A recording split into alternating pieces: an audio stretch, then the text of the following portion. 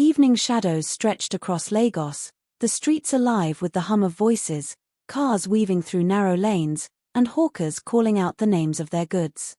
Amid all that noise and movement stood a small, weathered house painted in faded cream, where a young woman named Ada lived. She wasn't rich, not even close. Her days were filled with work that barely covered her rent and a little food for the week, yet her heart carried a softness that money could never buy. That night, as she was setting down her plate of rice and beans, she heard a knock at the door. It was slow, hesitant, almost as if whoever was outside feared being turned away. Ada paused. Few people visited her home unannounced, and her neighborhood was not the kind where strangers came knocking after dark. Still, she rose, brushed her hands on her wrapper, and opened the door. There he was, a man in ragged clothes, his hair tangled, his eyes weary. He looked worn out, as though life had dragged him across every rough path. His lips were dry, and his voice cracked when he spoke, asking softly if she had anything at all to eat. Ada's stomach tightened. She barely had enough for herself, but there was something about his eyes, a quiet plea that went deeper than words. Without thinking too long, she stepped aside and welcomed him in. She pulled out her plate, split it in two, and gave him the bigger share. He hesitated, surprised, then murmured a thank you so quiet it almost disappeared into the night. They sat together, the small table between them. He ate with the hunger of someone who had gone far too long without a real meal, yet there was grace in the way he held his spoon, like he had once known a different life. Ada noticed but didn't ask questions. For her, kindness didn't come with conditions. She only said, "Eat well. Tomorrow will be better." The man lifted his gaze at her words. Something flickered in his eyes, a mix of gratitude and something unspoken, as though her simple gesture had reached a part of him that money or power could never touch. But Ada didn't know, couldn't have guessed, that this stranger seated in her tiny room was not just a man wandering the streets. He carried a story far larger than her imagination, a story that would turn her life inside out if she only knew. For now, the night moved gently, and Ada cleared the plates once he finished. She offered him a spot on the floor with an old blanket. He accepted, lying down with the kind of tiredness that pressed deep into the bones.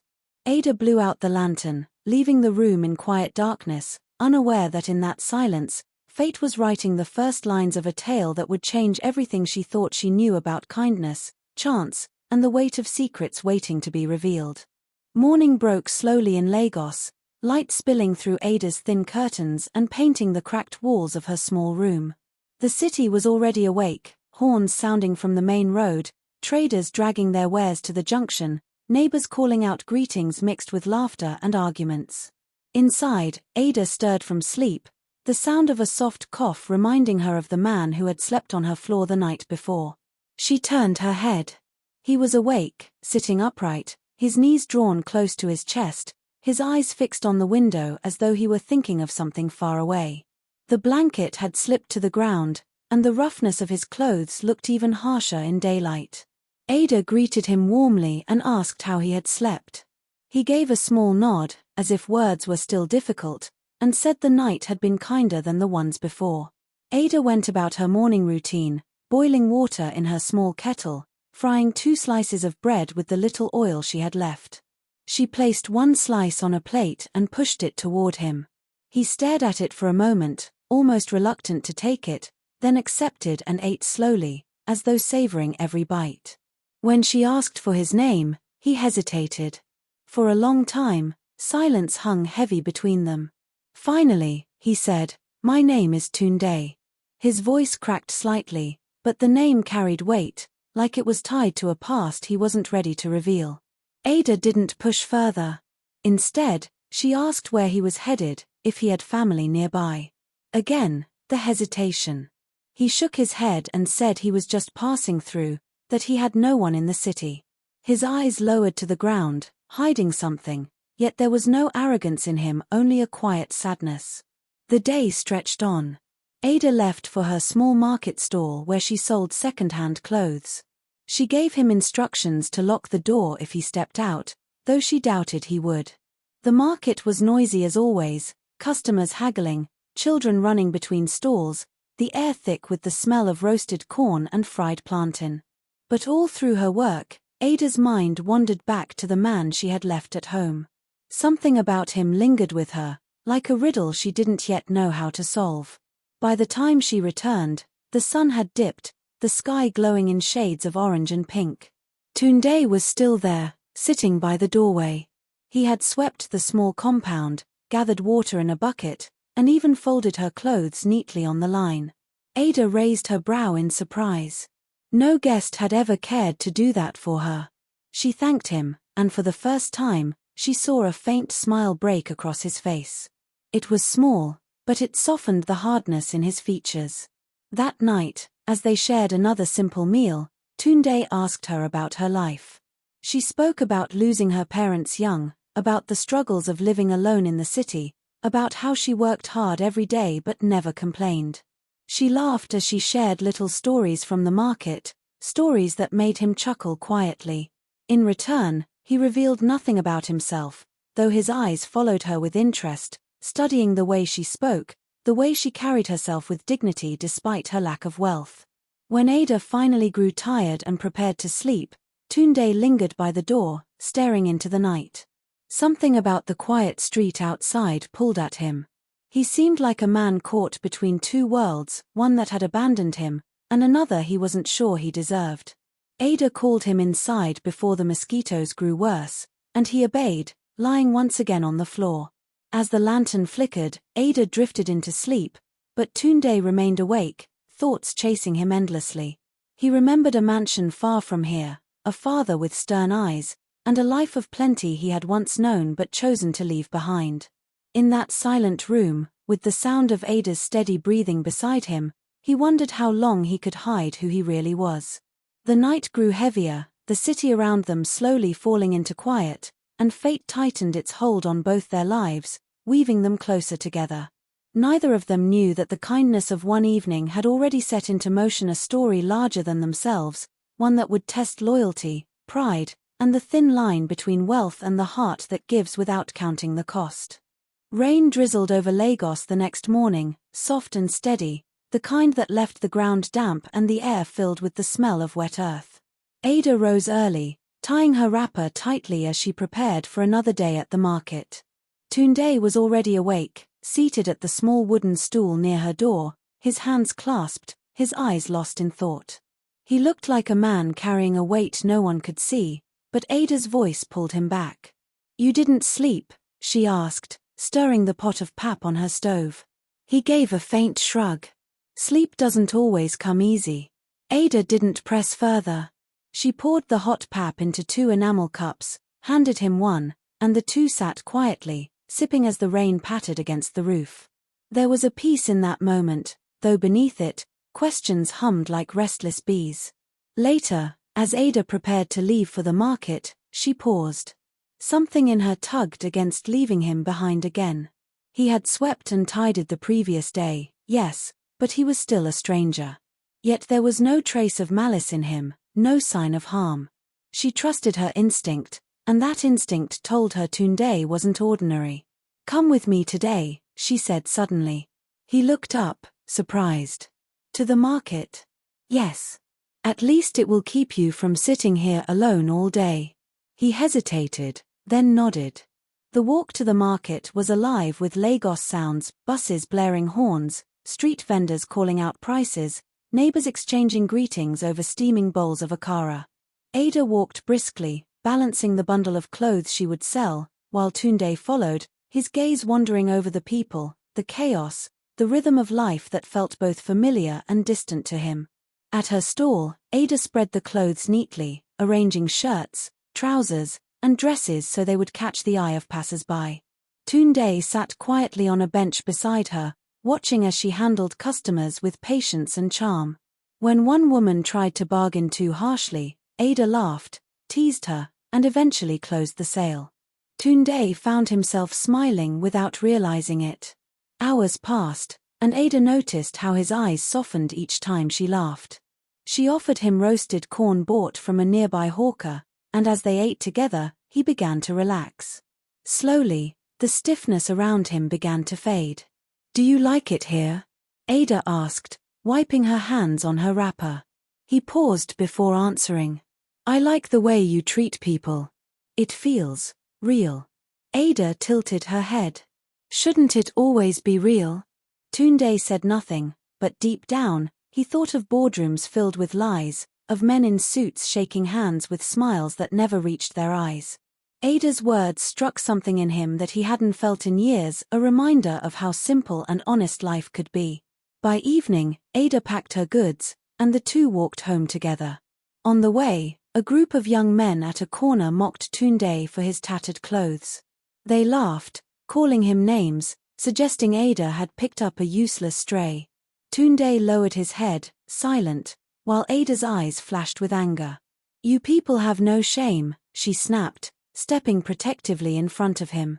"He is more decent than all of you put together." The men muttered but fell silent as Ada dragged Tunde away. He said nothing for a long time, but his chest tightened at her defense. No one had spoken for him like that in a long time. That night, back in her small room, Ada served dinner yam porridge she had cooked with pepper and palm oil. As they ate, she noticed his silence. "You're quiet," she said gently.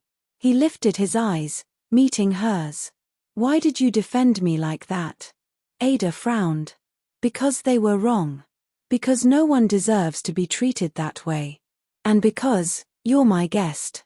For a moment, his face softened, his eyes glistening as though her words had pierced through armor he had carried for too long.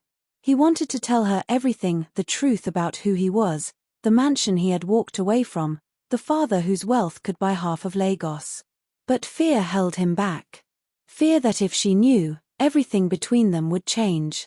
Instead, he whispered, "Thank you." Ada smiled, brushing it off. To her, kindness wasn't something to be thanked for, it was just who she was. But to Tunde, her kindness was a gift he hadn't known how much he needed. As the night deepened, Ada dozed off on her mat, while Tunde lay awake again, staring at the ceiling. His heart wrestled with a question: how long could he hide the truth? How long before the life he had left behind came crashing into this little world he was slowly beginning to cherish? The rain had stopped, but the sound of dripping water from the roof lingered. And in that quiet rhythm, fate seemed to whisper that Ada's simple act of opening her door had unlocked a story much larger than either of them could imagine. A story where love, pride, secrets, and wealth would collide, and nothing would remain the same. The sun rose bright over Lagos, its light cutting through the dampness left by the rain. Ada was up early, sweeping the small compound while humming to herself. Tunde stood at the doorway, leaning against the frame, watching her. There was something about the way she moved with quiet determination, as though each small act, sweeping, boiling water, arranging clothes, was a piece of dignity she refused to let the world take from her. When she caught him staring, she laughed lightly. "Are you just going to stand there, or will you help me?" Tunde took the broom from her hands without protest and began sweeping, though his movements revealed he wasn't used to such chores. Ada noticed but said nothing. She simply smiled, watching this man in tattered clothes try to make himself useful. Later that morning, Ada prepared for another day at the market. Tunde offered to go with her again, and she didn't refuse. She had grown used to his quiet presence beside her, the way he seemed protective even though he barely said much. Together, they walked through the busy streets, weaving through danfos and traders. The city was loud, alive, but for Ada, the journey felt lighter with someone walking beside her. At the stall, business was brisk. Customers came in waves, and Ada's voice carried through the air as she bargained, teased, and persuaded. Tunde sat close by, but whenever Ada grew overwhelmed by the crowd, he stepped in quietly, handing her clothes, helping her sort out sizes, even holding back quarrelsome customers who tried to push too hard. People noticed him. His ragged clothes made them think little of him at first, but there was something about his bearing, the way he stood straight, the quiet authority in his tone, that made them listen. By midday, Ada looked at him curiously. "You've never been in a market before, have you?" she asked, handing him a bottle of cold water. He smiled faintly. Not like this. But I've watched people bargain before. It's different when you're part of it. Ada laughed. You don't look like you belong here, you know. Not with the way you carry yourself. The words slipped out without her meaning too much by them, but Tunde's smile faltered. He looked away, his mind dragging him back to the life he had left, the polished cars, the endless staff, the father who demanded perfection but gave no warmth. That world felt like a lifetime ago, yet it lived in the tilt of his shoulders, the way his voice carried when he spoke. In the evening, after Ada packed up her goods, they walked home. On the way, they passed a small group of children playing football in the street.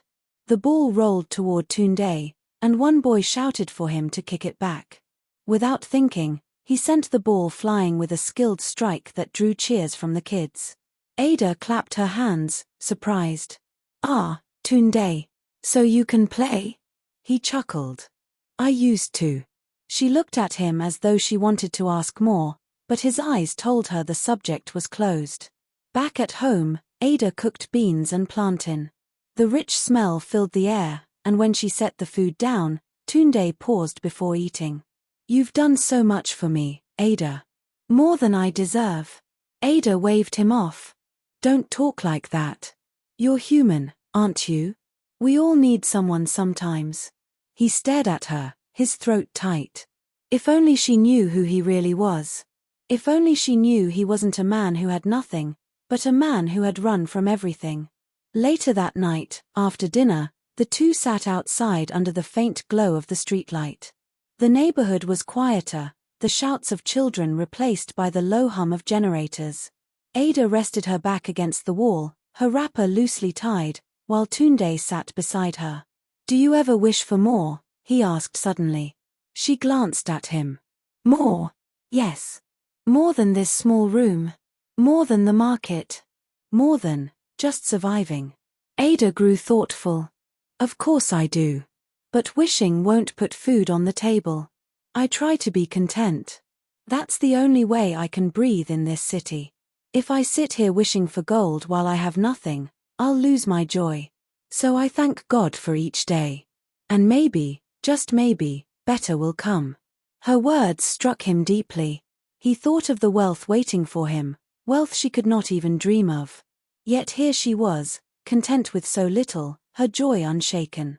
He had run from that wealth because it suffocated him, because love was absent there. But now, sitting beside Ada, he realized what he had truly been searching for, genuine humanity. The night wore on, and eventually Ada went inside to sleep. Tunde remained outside for a while, staring at the stars peeking through the haze. His heart pulled in two directions, the secret he carried and the life he was building here, fragile but real. When he finally lay down on the floor of Ada's room, he whispered into the darkness, words only he could hear. If she ever knows who I am, will she still look at me the same way? The room was silent except for Ada's steady breathing.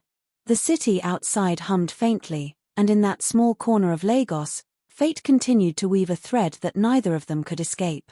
The kindness that began at her door was growing roots, roots that would soon pull them into storms neither of them expected, storms that would test the limits of love, truth, and the weight of secrets.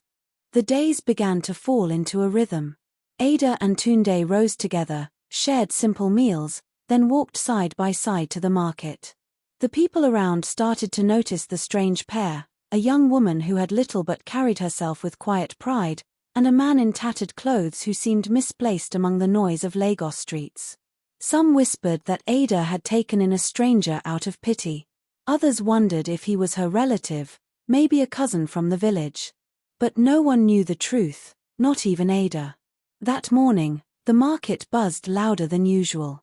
A popular politician was said to be visiting the area, and crowds gathered in anticipation. Ada spread her second-hand clothes neatly while Tunde stood nearby, keeping a quiet watch. She had grown used to his presence, the way he anticipated what she needed before she even asked. If a customer grew too demanding, Tunde would step in gently but firmly. If Ada grew tired, he would fetch her cold water without being told. As the day passed, An older woman approached Ada's stall. She had sharp eyes and a scarf tied tightly around her head. She looked from Ada to Tunde and back again before speaking. "My daughter," she said, "why do you keep a man like this beside you? He looks like trouble." Ada bristled. "He is no trouble, Mama. He has been nothing but helpful." The woman sniffed and shook her head. "Be careful. Not everyone who looks harmless truly is." With that, she walked away. Tunde had heard every word. He lowered his eyes, his heart heavy. Was this how Ada's world saw him? As nothing more than a burden, a man of rags unworthy of trust. That night, he lay awake again, his thoughts churning. How long could he keep silent? How long before his secret exploded and destroyed the fragile trust between them? The next day, fate decided to test him. A commotion broke out near Ada's stall. A young boy, no more than 12, had been caught trying to steal a shirt. The crowd quickly grew, people shouting, some slapping the boy, others calling for him to be handed to the police. The child cried, insisting he was only hungry and wanted to sell the shirt to buy food. Ada stepped forward, her heart aching. "Please, leave him," she begged. "He is just a child." But the crowd wasn't listening. They demanded punishment. Just as the boy was about to be dragged away, Tunde pushed his way through. His voice cut sharp, steady, unlike anything Ada had heard from him before. "Enough," he commanded. "Let the boy go." Something in his tone silenced the crowd. Even the angriest men stepped back, uncertain. Tunde reached into his pocket and pulled out the little money Ada had given him earlier for errands. He handed it over, paying for the shirt the boy had tried to steal. Then he bent down, placed a hand on the boy's shoulder, and told him quietly to go home and never repeat the mistake. The child, still trembling, ran off. Ada stared at Tunde, stunned. It wasn't just what he did, but how he did it, with an authority that didn't belong to a man of rags. The market people murmured among themselves, wondering who he really was. When they finally returned home, Ada confronted him. "Tunde, who are you?" He froze, his heart pounding. The question he had dreaded had finally arrived. He wanted to tell her, to lay everything bare, the mansion, the cars, the father whose shadow still loomed over him. But fear gripped him. Would she still look at him the same way? Would the kindness she had shown vanish once she knew he wasn't just a wanderer? So he shook his head. "I'm just a man trying to survive, Ada. That's all." She studied him for a long time, her eyes searching for cracks in his words. Finally, she sighed. "Whoever you are, I only pray you are telling me the truth." That night, as Ada slept, Tunde stepped outside. The street was quiet, the faint glow of lanterns casting long shadows. He pulled out a worn wallet from his pocket, something he had hidden since the day he left his old life behind. Inside was an ID card bearing his real name, Oluwatund Adiwale, son of Chief Adiwale, one of the wealthiest men in Lagos. He stared at it, his chest tightening. He had run from that world because it felt empty, because wealth had suffocated him with expectations and loneliness. But how long could he run before the truth caught up? He slipped the wallet back into his pocket, his decision heavy. He wasn't ready to tell Ada. Not yet. The next morning, Ada noticed the shadows under his eyes. "You didn't sleep again," she said softly. He forced a smile. "I will be fine." But as she turned away, he whispered under his breath, "I hope so." What neither of them knew was that the walls between Tunde's two worlds were beginning to crumble. His absence had not gone unnoticed. Somewhere across the city, in a mansion guarded by high gates, his name was still being spoken. His family's search for him was tightening, and sooner or later, their path would collide with the quiet life he had built beside Ada. And when that happened, the kindness at her door would be tested in ways she could never have imagined. The days kept rolling, and with each sunrise, Ada and Tunde grew closer, though neither of them named what was quietly taking root between them. They shared laughter over simple meals, traded glances that lingered longer than they should, and carried the weight of unspoken words. Yet, Beneath all that warmth, shadows of secrets still lingered, Tunde's past pressing against the fragile peace he had found. One evening, after a long day at the market, Ada returned home exhausted. She set her bundle of clothes aside and stretched her arms, sighing. Tunde was waiting by the doorway with water fetched from the communal tap, his shirt damp from carrying the heavy bucket. "You shouldn't have," Ada said, reaching for the water. "I wanted to," he replied simply. She looked at him for a moment, her eyes softening. "You do all these little things as if you're trying to prove something." Tunde's chest tightened. He almost told her then, almost confessed the truth. But his courage failed him. Instead, he only muttered, "Maybe I am." That night, as they ate together, Ada told him about her dreams. "I want to have my own shop someday. Not just a stall at the roadside. A real shop where customers can walk in, see neatly arranged clothes, and maybe even sit down while I attend to them." Tunde listened intently, his eyes never leaving hers. "You'll have it," he said with quiet conviction. Ada chuckled. "You say it as if it's that easy." "It's possible," Tunde insisted. "People who work as hard as you always get more than they think." Ada smiled at him, though she shook her head. "You talk like someone who's seen both sides of life." His throat tightened again. She was closer to the truth than she knew. The next day brought an unexpected twist. A sleek black car pulled into the market square, its tinted windows reflecting the crowd that quickly gathered around. Two men in suits stepped out, scanning the area with practiced eyes. Their presence immediately shifted the air. These weren't ordinary men. They looked out of place amid the sweat and noise of the market. Ada noticed Tunde stiffen beside her. His eyes locked onto the car, and for a moment, he forgot to breathe. He recognized the men instantly. They were from his father's estate. He turned quickly, facing away from them, pretending to rearrange the clothes on Ada's stall. But the fear in his chest thumped so loudly it was as if the whole market could hear it. The men began asking questions. "We're looking for someone," one of them announced to a group of traders. "A young man. Tall, fair. His name is Tunde Adiwale." Ada's head snapped toward the men, then back at the figure beside her. Tunde's face had gone pale. She whispered sharply, "Tunde, what is this?" He couldn't answer. He grabbed her hand. "Not now. Please."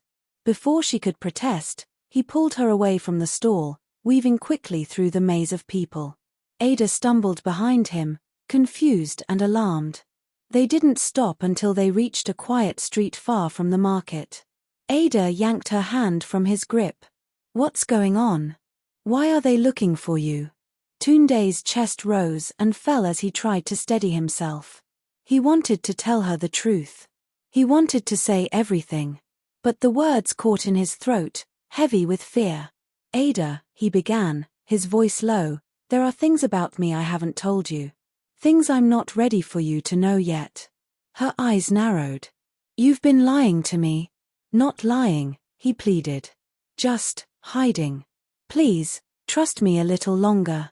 Ada's heart twisted. She remembered the way he had defended the little boy at the market, the way he fetched water without being asked, the way his eyes softened whenever she laughed. She wanted to believe him, but doubt gnawed at her. That night, silence filled the small room. Ada lay on her mat, facing the wall, while Tunde sat against the door, unable to sleep. He knew the walls were closing in.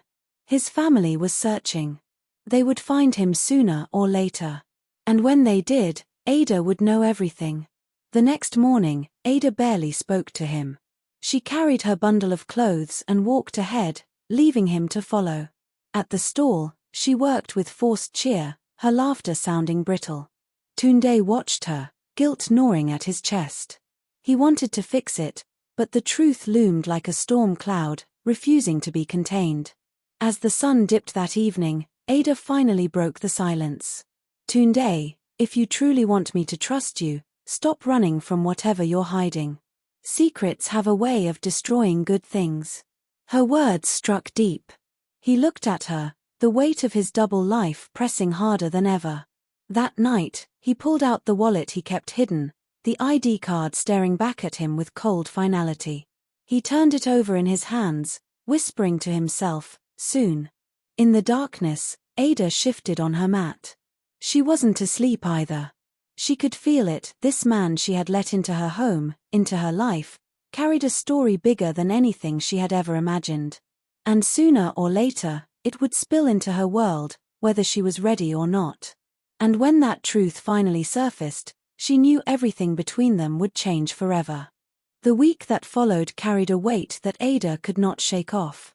The silence between her and Tunde grew heavier, not hostile, but filled with questions she longed to ask and answers he wasn't ready to give.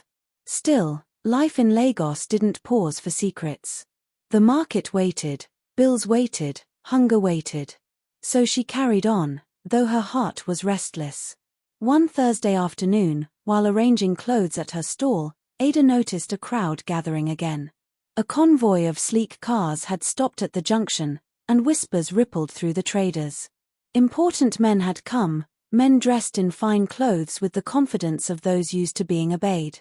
The traders hurried to make space, their voices low but eager with gossip. Ada's stomach tightened. Her eyes darted to Tunde, who stood stiffly beside her. His jaw clenched, his hands curled into fists at his side. She saw it in his face, the recognition, the fear, the ache of a past pressing hard against him. The tallest of the men, grey at the temples, stepped out of one of the cars. His agbada flowed around him like a cloak of authority. His voice carried across the market as he called to the crowd. "We are looking for my son. Oluwatund Adewale. He has been missing for weeks." Gasps spread through the air. People murmured, pointing, eyes wide at the mention of the Adewale family. The name carried weight. They were one of the richest families in Lagos, their businesses sprawling across the city like vines that touched everything. Ada's legs felt weak. Slowly, she turned to the man she had sheltered in her tiny home, the man who had eaten her bread and pap, who had swept her compound, who had defended a hungry child.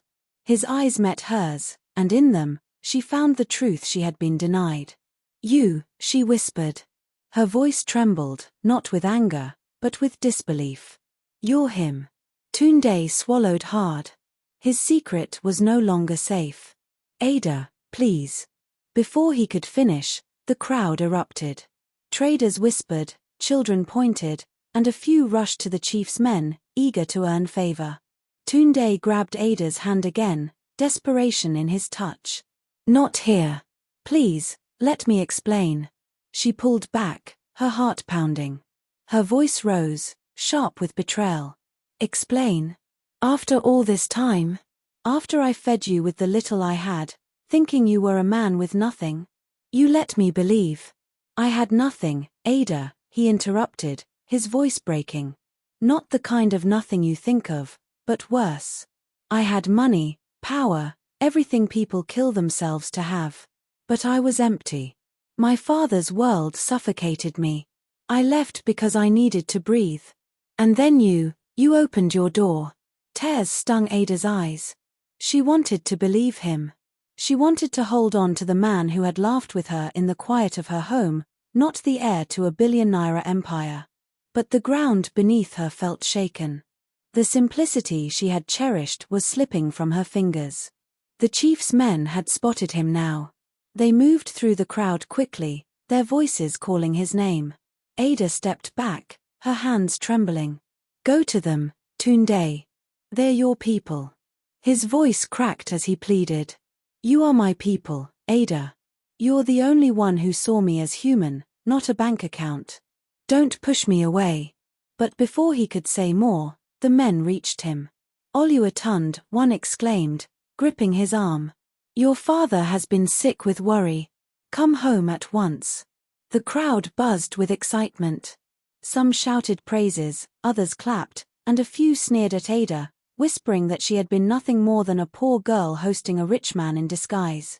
Tunde resisted at first, his eyes locked on Ada's. "Please, listen to me. Don't let them take me from you." Ada shook her head, tears spilling. "You should have told me, Tunde. You should have trusted me before now. He was pulled toward the cars, his protests drowned out by the voices of the crowd. Ada stood frozen, her heart torn in two. She had fed him with her last meal, cared for him with her whole heart, only to learn that he had been living in a truth far bigger than she could have imagined. As the convoy pulled away, leaving the market in chaos, Ada sank onto her stool, her bundle of clothes untouched. She stared at the dust left behind, her chest aching. The world she had known was changing, and though she had never asked for it, she had been pulled into a story far beyond her small home and market stall. That night, her room felt unbearably empty. The mat where he used to sleep lay neatly folded. The air was still, but memories crowded every corner, the way he had swept her compound, the way he smiled faintly when she joked, the way he defended the helpless without hesitation. She whispered to the dark, as if he could hear her from wherever he was, "You should have told me, Tunde. You should have trusted me." In a mansion across the city, Tunde sat in a room too large and too polished, surrounded by wealth that no longer felt like home. His father spoke sternly, reminding him of his duty, of the empire that needed his hands to guide it. But Tunde's heart wasn't in the room. His mind was still in that tiny house, with the girl who had given him bread when he had nothing, the girl whose eyes now looked at him with hurt. For the first time in years, he felt powerless.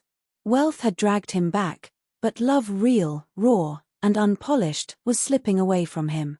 And deep in his soul, Tunde knew one truth: he could never let Ada go, not without fighting for her. Days turned into nights, and nights into days, but neither Ada nor Tunde could find peace. Ada moved through the market with heavy steps, her laughter gone, her warmth dimmed. The traders whispered whenever she passed. Some pitied her, others mocked her. She didn't know she was feeding the son of a billionaire, they said with sly smiles. But Ada ignored them. She had always lived for herself, not for the noise of others. Still, her heart was restless, torn between anger and longing.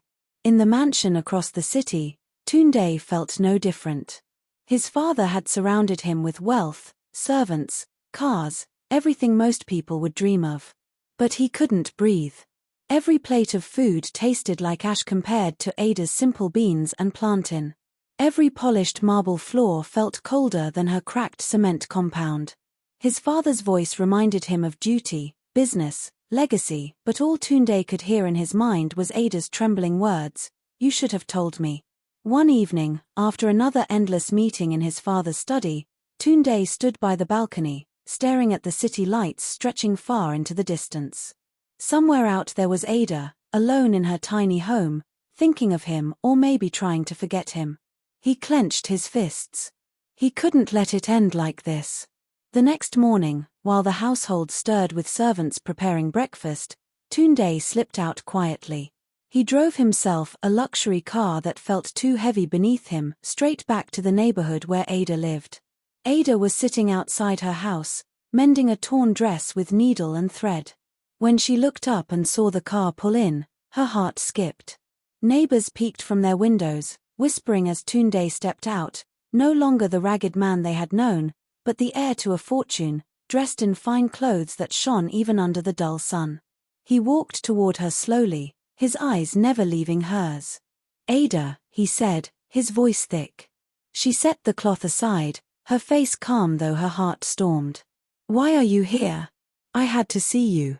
I can't stay in that mansion while you're here thinking I deceived you." Her eyes narrowed. "You didn't just deceive me, Tunde. You made me carry the weight of pity, made me think I was helping a man who had nothing. But you had everything. Do you know how that feels?" He stepped closer, desperation in his eyes. "I didn't have everything, Ada. I had money, yes. I had a name people bowed to. But I didn't have peace. I didn't have love. I didn't have anyone who saw me as human. You gave me that when you opened your door. Do you think I could forget it?"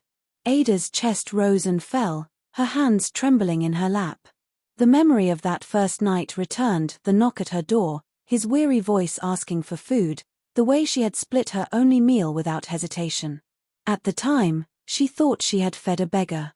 Now she knew she had touched the heart of a man the world called untouchable. The neighbors had gathered by now, watching silently. Ada ignored them. Her voice softened, though hurt still lingered. "Why didn't you trust me with the truth from the beginning?" "Because I was afraid," Tunde admitted. "Afraid that if you knew who I really was, you'd treat me differently. Afraid you'd see me as money, not as a man. With you, I was free. You laughed with me, scolded me, defended me. No one else has ever done that for me." Ada's eyes filled with tears. For a long moment, silence stretched between them, the crowd holding its breath. Then Ada asked quietly, "And what now, Tunde? You've gone back to your world. I belong here. We don't live in the same story." Tunde knelt before her, ignoring the whispers of the neighbors. "Our stories are already tied, Ada. You can't undo what you've done for me. You gave me life when I thought I had none. And I want to share whatever I am, whatever I have, with you. Not because I pity you, but because I love you." Gasps rippled through the crowd. Ada's heart thudded painfully. She wanted to push him away, to protect herself from the whirlwind that would come if she said yes. But she couldn't deny the truth in his eyes, the sincerity that money could never buy. She looked away, tears slipping down her cheeks. "Love is not enough, Tunde. Your world and mine, they're too far apart." He reached for her hand gently. "Then let me build a bridge. Let me meet you in the middle. I don't care about wealth if it means losing you. Let me prove it, Ada. Just give me the chance." The crowd watched, silent now, moved by the scene unfolding before them. Ada looked at him, truly looked at him, and saw not the billionaire's son, not the beggar at her door, but the man who had swept her compound without pride, who had eaten from her plate with gratitude, who had defended a hungry boy without thinking of himself. Her lips trembled as she whispered, "I don't know if I can live in your world." "Then let me live in yours," Tunde replied firmly. "All I want is to be where you are." Silence fell again, broken only by the sound of Ada's quiet sob. She pulled her hand from his and stood, turning away to wipe her face. For a moment, it seemed she would send him away. But then, slowly, she turned back, her eyes glistening. "If I let you stay," she said softly, "you must promise me one thing: no more secrets. No more hiding." Tunde's voice cracked as he answered, "I promise, Ada. No more hiding." The crowd began to disperse, murmuring to themselves about the strange love story that had unfolded before their eyes. But Ada and Tunde no longer noticed them. They stood facing each other, two worlds colliding, two hearts stubborn enough to believe they could beat as one. And though the road ahead was certain to be rough, with doubts, judgments, and trials waiting, both of them knew that something had begun at that door the night she split her food. Something too real, too deep, to ever be undone.